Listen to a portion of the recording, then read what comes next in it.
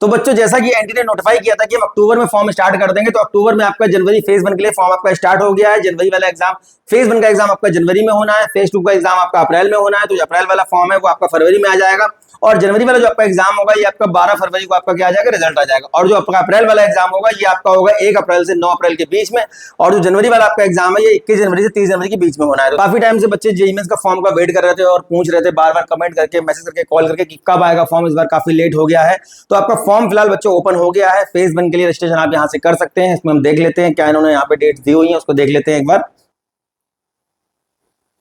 तो बच्चों साल 2026 के लिए इन्होंने इन्फॉर्मेशन बुलेटिन देखिए जारी किया हुआ है। यहाँ पे दिया हुआ है साफ साफ कि जो पहला फेज का आपका एग्जाम होना है ये आपका फॉर्म जो है इस 31 अक्टूबर से ओपन कर दिया गया है। कल रात को 11 बजे के आसपास ये फॉर्म आपका ओपन हो गया था, और जो लास्ट डेट वो आपकी फॉर्म भरने की जो है वो कौन सी है, 27 नवंबर है। 27 आप नवंबर तक फॉर्म भर सकते हैं।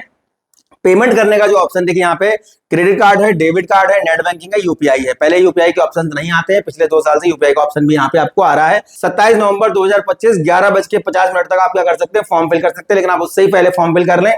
अगर आपने अपना कास्ट सर्टिफिकेट अभी नहीं बनवाया उसको बनवा लीजिए, अभी भी आपके पास समय है, 1 हफ्ते में 10 दिन में बन जाता है। आधार कार्ड से फोटो मैच नहीं कर रहा, अपडेट करवा लीजिए, फादर नेम अपडेट करवा लीजिए। इसके अलावा अगर आधार कार्ड नहीं किसी बच्चे के पास है तो आपका पैन कार्ड भी चल जाएगा, ड्राइविंग लाइसेंस भी चल जाएगा। वैसे आधार कार्ड सारे बच्चों के पास होता ही है।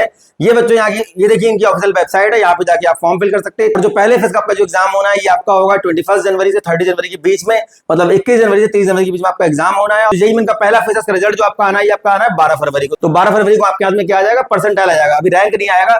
फेज 1 फेज 2 में जिसमें आपका बेटर परसेंटाइल होगा, बेस्ट परसेंटाइल होगा, उससे बनेगी आपकी ऑल इंडिया रैंक। मान लीजिए किसी बच्चे ने जेईई जनवरी वाला अटेम्प्ट दिया और जनवरी वाले अटेम्प्ट में उसका परसेंटाइल आता है मान लीजिए 90। अब जनवरी वाले अटेम्प्ट में परसेंटाइल गेन करना थोड़ा सा आसान होता है क्योंकि बच्चे इसमें कम अटेम्प्ट करते हैं, ज्यादा भीड़ नहीं होती है। अप्रैल वाले में भीड़ थोड़ी सी बढ़ जाती है। अप्रैल वाला अगर किसी उसी बच्चे ने एग्जाम दिया और यहाँ पे उसका आ गया 95, तो 95 जो परसेंटाइल होगा इससे बनेगा आपका ऑल इंडिया रैंक।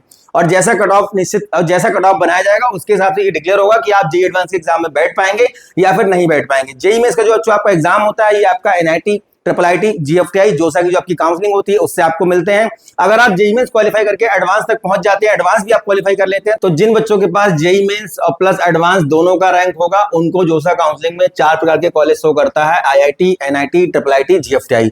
जिनके पास एडवांस का रैंक नहीं होता है, केवल मेंस का रैंक होता है, उनको वहां पे केवल 3 कॉलेज शो करता है, एनआईटी, IIIT और जीएफटीआई। कुल मिलाकर के लगभग 60-61 हजार के आसपास आपके पास सीट है, जिसके लिए लगभग 15 लाख बच्चे कॉम्पीट करते हैं हर साल। और यहाँ पे कंपटीशन थोड़ा ज्यादा है, इसलिए आप अदर जो ऑप्शन है उनको भी लेके चलिए। मैंने पिछली वीडियो में आपको बताया था कि जेईई मेंस के अलावा जो आपके स्टेट एंट्रेंस एग्जाम होते हैं, कौन कौन से एंट्रेंस एग्जाम होते हैं, उसमें कौन कौन से कॉलेज आपको मिलते हैं। इसके अलावा जो जेईई मेंस की आपकी काउंसलिंग होती है, मतलब जेईई मेंस का अगर आपके पास रैंक है तो एनआईटी, IIIT, जीएफटीआई के अलावा बहुत सारी ऐसी काउंसलिंग है जिसमें आप पार्टिसिपेट कर सकते हैं और अपनी रैंक को यूटिलाइज करके अपने बेटर कॉलेज तक पहुंच सकते हैं। उसमें काफी सारे गवर्नमेंट कॉलेज भी हैं, उसमें काफी सारे प्राइवेट कॉलेज भी हैं, काफी सारी स्टेट काउंसलिंग है, इंडिविजुअल काउंसलिंग है। आने वाले वीडियोस में जितनी भी आपकी काउंसलिंग होती है, जितने भी आपके एंट्रेंस एग्जाम होते हैं, सब पे हम लोग बात कर रहे होंगे। पहले वाले फेज में कंपटीशन थोड़ा सा कम रहता है, इसलिए यहाँ पे मेहनत थोड़ा ज्यादा करें। और पहले वाले और काफी सारे ऐसे बच्चे होते हैं जिनका फर्स्ट अटेम्प्ट में परसेंटाइल अच्छा आ जाता है, वो फिर अप्रैल वाला एग्जाम नहीं देते हैं। पिछले साल बहुत सारे ऐसे बच्चे थे जिनका 97, 98 आ गया था, फिर उन्होंने टोटल फोकस किस पे किया था, एडवांस पे किया था। तो अगर आपका परसेंटाइल पहले फेज में अच्छा आ जाता है तो फिर आपको सेकंड फेज जो आपका एग्जाम होगा अप्रैल वाला, उसमें फिर आप क्या करेंगे, उस पर ज्यादा फोकस करने की आपको जरूरत नहीं है, फिर आप एडवांस फोकस कर सकते हैं। तो देखिए पैटर्न एग्जाम का जो है ये आपका वही रहा जो पिछले साल था। देखिए मैथमेटिक्स, फिजिक्स, केमिस्ट्री में आपको सेक्शन 1, सेक्शन बी 2 सेक्शन यहाँ पे होते हैं पेपर 1 के लिए, और पेपर 2 के लिए भी आपके 2 सेक्शन होते हैं, जिसमें आपका बी प्लानिंग बीआर के लिए पेपर प्लानिंग बीआर के लिए होता है। जो बच्चे आर्किटेक्चर में बी प्लानिंग में जाना चाहते हैं, जिससे आपको स्कूल ऑफ प्लानिंग मिलते हैं, उसके लिए आपको पेपर 2 देना होता है। पेपर 1 में आपको बीटेक बी होता है। सेक्शन 1 में देखिए आपके तीनों में 20-20 क्वेश्चन पूछे जाएंगे। पहले यहाँ पे 10-10 क्वेश्चन आते थे, मतलब 30 क्वेश्चन यहाँ पे होते थे, जिसमें से आपको 5 अटेम्प्ट करने होते, लेकिन पिछले साल ये खत्म कर दिया गया। अब आपको टोटल यहाँ पे 5 क्वेश्चन मिलेंगे और 5 आपको अटेम्प्ट करने, अब आपके पास ऑप्शन नहीं है। टोटल 75 आपसे क्वेश्चन पूछे जाएंगे। एक क्वेश्चन आपका 4 नंबर का होता है, 300 नंबर का आपका एग्जाम होता है। अब इसमें आने वाले टाइम में कितने नंबर आपको गेन करने होंगे, 300 में से कितने नंबर आपको लाने होंगे, जिससे कि आपको जो टॉप के एनआईटी हैं, टॉप के जो IIIT हैं, टॉप के जो जीएफटीआई हैं, उसमें अपने मन का ब्रांच आपको मिल जाए। आने वाले समय हम लोग बात कर रहे होंगे वीडियो के माध्यम से। तो 27 नवंबर से पहले बच्चों अपना फॉर्म फिल करें और बहुत ध्यान से फॉर्म फिल करें। बहुत सारे बच्चे गलतियां कर देते हैं। सबसे बड़ी चीज ये है कि उसमें ईमेल आईडी, फोन नंबर अपना वही डालें जो आपके घर में फोन रहता है। मतलब ऐसा नंबर उसमें ना डालें कि जो कई सारे बच्चे क्या करते हैं कि अपने फादर का नंबर डाल देते हैं, अब वो बाहर है तो at the time of counselling बड़ी दिक्कत होती है। और जितनी भी आपकी काउंसलिंग होंगी आपके ईमेल आईडी पे ओटीपी जाएगा, आपके उसी मोबाइल नंबर पर रजिस्टर्ड नंबर जो आपका जेईई में होगा उसमें ओटीपी जाएगा। तो ये सारी चीजें आपको ध्यान रखनी है। अभी भी आधार कार्ड अपडेट नहीं करवाया, करवा लीजिए।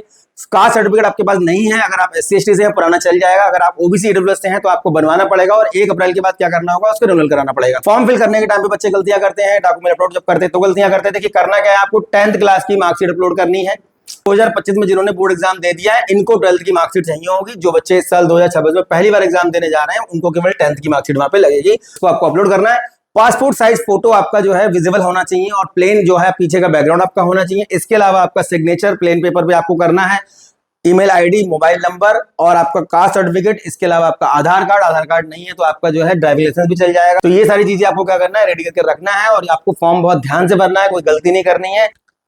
किस तरीके से फॉर्म फिल करना है हम किसी एक बच्चे का ओपन करके फॉर्म फिल करके आपको दिखा देंगे स्टेप बाय स्टेप, किन बातों का ध्यान रखना है, कैसे फॉर्म फिल करना है और क्या गलतियां आपको नहीं करनी है जो कि आपको काउंसलिंग के टाइम पे दिक्कत फेस करनी पड़े। तो इसलिए जितने भी ऐसे बच्चे हैं जो साल 2026 में जेईई मेंस पहली बार देने जा रहे हैं उन बच्चों के लिए स्पेशली बहुत ध्यान से फॉर्म भरें। जो बच्चे एक बार फॉर्म फिल कर चुके हैं, मतलब 25 में एग्जाम दे चुके हैं, उनको सारी चीजें पता होंगी पहले से। तो फिलहाल इंतजार खत्म हो गया है, जेईई मेंस का फॉर्म फिल करना स्टार्ट कर दीजिए। आने वाले वीडियोस में लगातार हम लोग बात कर रहे होंगे जो भी आपके और एंट्रेंस एग्जाम है उनको कैसे फिल करना है, कौन कौन से एंट्रेंस एग्जाम के फॉर्म फिल करने हैं, रिसर्च में जाना तो कौन कौन से आपके एंट्रेंस एग्जाम होंगे, अगर आपको बीटेक करना है तो और बेटर ऑप्शन क्या हो सकते हैं अपार्ट फ्रॉम जेईई मेंस, अगर आपको कोई एंट्रेंस एग्जाम नहीं देना है तो जेईई मेंस की रैंक को कहां आप यूटिलाइज कर सकते हैं। बहुत सारी चीजें, बहुत सारी बातें हैं जो हर साल बच्चों को बताते हैं वीडियो के माध्यम से। ई बुक हर साल बच्चों को देते हैं हम लोग, ऑल इन वन एक ई बुक हम लोग बनाते हैं हर साल बच्चों को देते हैं ऑल इन वन, जिसमें सारी काउंसलिंग, सारे एंट्रेंस एग्जाम का पूरा डिटेल, ओपनिंग क्लोजिंग रैंक, सारा एनालिसिस वहां पे आपको मिल जाता है। और 165 पेज की ई बुक में आपको 20 वीडियो लेक्चर मिलते हैं जिससे कि काउंसलिंग आपकी आसान हो जाती है। तो द मेंटर चैनल के माध्यम से पिछले 4 साल से आपको गाइड कर रहे हैं, आगे भी गाइड करते रहेंगे। उम्मीद करते हैं जो इन्फॉर्मेशन मैं आपको प्रोवाइड करता हूं कहीं ना कहीं आपके काम आती होगी। नेक्स्ट वीडियो में मिलेंगे अच्छे टॉपिक के साथ, तब तक के लिए धन्यवाद। Thank you very much.